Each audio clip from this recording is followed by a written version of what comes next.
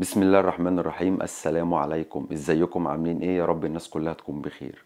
في موضوع منتشر بقاله فترة طويلة على السوشيال ميديا، وفي الحقيقة انا عاوز اتكلم فيه. موضوع المشجع المحايد. هو يعني ايه مشجع محايد؟ اللي انا اعرفه واللي انا عشت عليه طول عمري، اما انت راجل اهلاوي يا اما انت راجل زملكاوي، عندك انتماء يا اما للاهلي يا اما للزمالك يا اما للاتحاد يا اما للاسماعيلي. ده اللي انا اعرفه. في حاجة اسمها انتماء، مفيش حاجة اسمها مشجع محايد، ومفيش حياد في الكورة. في حاجة اسمها أنا أهلاوي بس بحترم نادي الزمالك وبحترم جمهور نادي الزمالك، وفي حاجة اسمها أنا زملكاوي وبحترم جمهور النادي الأهلي وبحترم النادي الأهلي. في حاجة اسمها أنا بقول كلمة حق. يعني مثلا ماتش الأهلي والزمالك، أنا راجل زملكاوي شايف إن الأهلي يستاهل الماتش وإن لعيبة الأهلي كانت رجالة واستحقوا إن هم يكسبوا الماتش. دي كلمة حق أنا بقولها. لكن مفيش حاجة اسمها حياد في الكورة. في حاجة اسمها يا إما أنت أهلاوي يا إما أنت زملكاوي. انتمائك وحبك وعشقك كله لنادي الزمالك، أو انتمائك وحبك وعشقك للنادي الأهلي. ده اللي أنا أعرفه. الظاهرة الغريبة بقى اللي أنا بقيت بشوفها على السوشيال ميديا، أصلا أنا زملكاوي محايد، أصلا أنا أهلاوي محايد.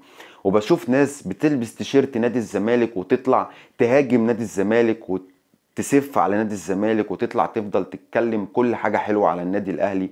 وبشوف ناس بتلبس تيشيرت النادي الأهلي وتطلع تهاجم النادي الأهلي وتهاجم مجلس إدارة النادي الأهلي وتغلط في لعيبة النادي الأهلي وبتشكر في نادي الزمالك.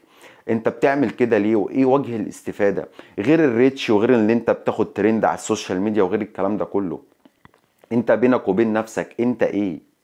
يعني انت شايف نفسك ايه؟ انت انتمائك لمين؟ او انت بتعمل كده ليه؟ بعيدا عن المصالح. يعني المصلحة احنا عارفينها، لكن انت بينك وبين نفسك انت بتبقى راضي عن ده. اللي انا اعرفه انت زملكاوي وانت اهلاوي، مفيش حياد. اصل انت مش اعلامي. يعني احنا مثلا عندنا اعلاميين اهلاويه او زملكاويه بنطلب منهم ان انت اول ما تخرج على شاشة التلفزيون وتتحط في الموقف اللي انا بقى بقول لك عليه كلمة الحق، هنا لازم يبقى في حياد. ان انت اهلاوي بس في غلط عند النادي الاهلي فتقول في غلط عند النادي الاهلي والحق مثلا مع نادي الزمالك. هو ده الحياد، عشان انت راجل في منصب لازم تبقى محايد. لكن فكرة ان انا زملكاوي بس محايد، يعني النهاردة مثلا الزمالك بيلعب فانا بشجع الزمالك وعشان انا راجل محايد بكرة الاهلي لما يلعب اشجع الاهلي، ما هو ده الحياد. يعني ده اللي انا اعرفه. لكن كلمة الحق حاجة، وان انت تبقى راجل عندك ضمير حاجة، وان انت تقول اصل انا محايد. مفيش حياد في الكورة، وعمري ما شفت كده في العالم كله غير عندنا في مصر وعلى السوشيال ميديا. بشوف ناس بتلبس تيشيرت الزمالك وتطلع تكسر في الزمالك، وناس تلبس تيشيرت الاهلي وتطلع تكسر في الاهلي. طب ازاي؟ دي ظاهرة انا مش فاهمها ومش عارفها. اللي انا اعرفه انا راجل النهارده زملكاوي، انتمائي وحبي كله لنادي الزمالك وفخور ان انا بشجع نادي وكيان كبير زي نادي الزمالك. وعكس كده الاهلاوي بيحب الاهلي وبيشجع الاهلي ورا الاهلي في كل مكان، وشايف ان الاهلي ده اعظم نادي في الكون، حقه عشان هو عنده انتماء للنادي الاهلي. لكن فكرة التطبيل وفكرة المصالح والفكرة المقرفة اللي انا بقيت بشوفها، الناس زي ما بقول لك اللي يلبس تيشيرت الزمالك يطلع يغلط في الزمالك عشان خاطر الاهلي، واللي يلبس تيشيرت الاهلي يطلع يغلط في الاهلي عشان خاطر الزمالك، واللي يقول لك اصل انا زملكاوي وكلامه كله ضد الزمالك وكلامه كله على الاهلي يقول لك ايه؟ اصل انا بقول كلمة الحق. لا، ده مش كلمة حق.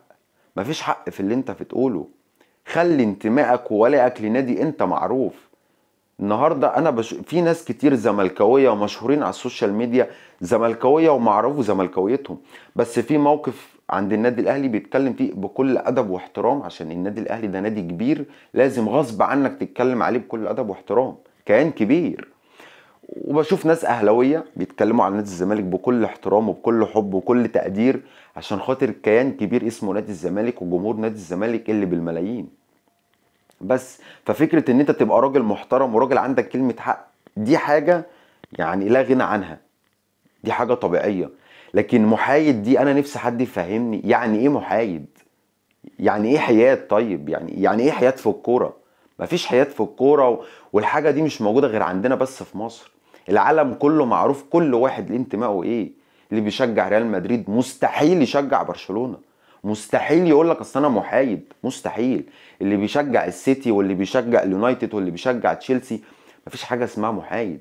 اي سي ميلان والانتر ميلان هتسمع من مشجع بيشجع الاي سي ميلان يقول لك اصل انا محايد فبيطلع يشكر في الانتر ميلان؟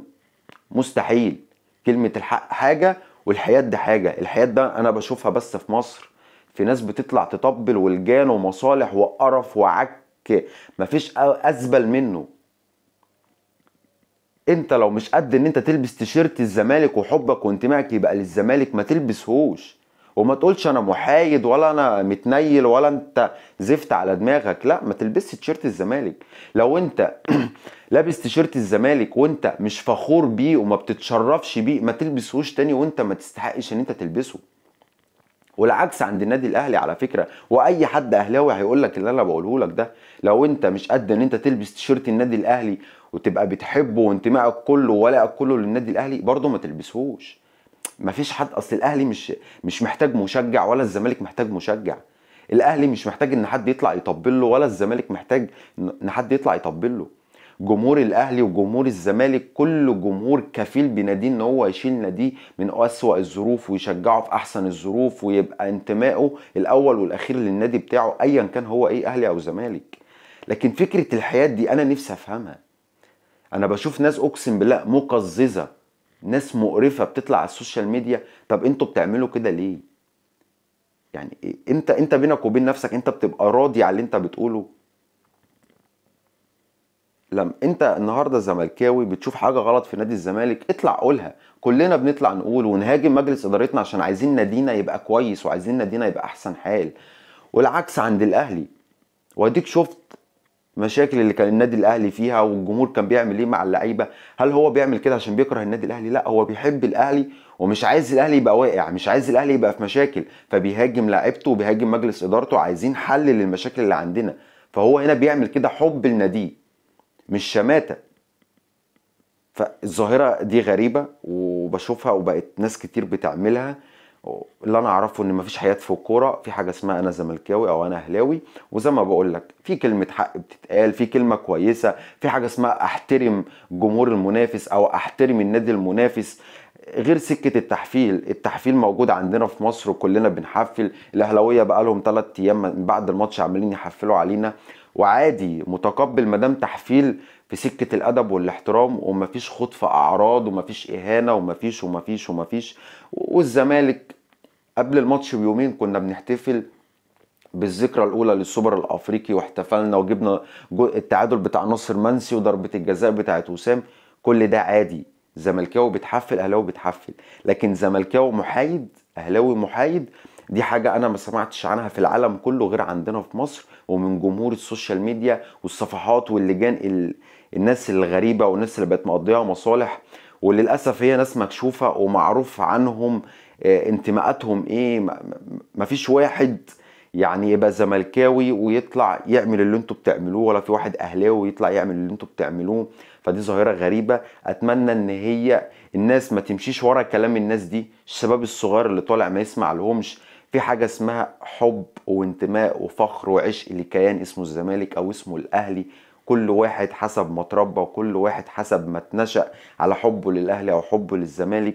وفي الاول وفي الاخر احنا كلنا اخوات، وهي رياضة جميلة وفي تنافسية وفي تحفيل وفي كل حاجة حلوة، والتحفيل جزء من متعة كرة القدم.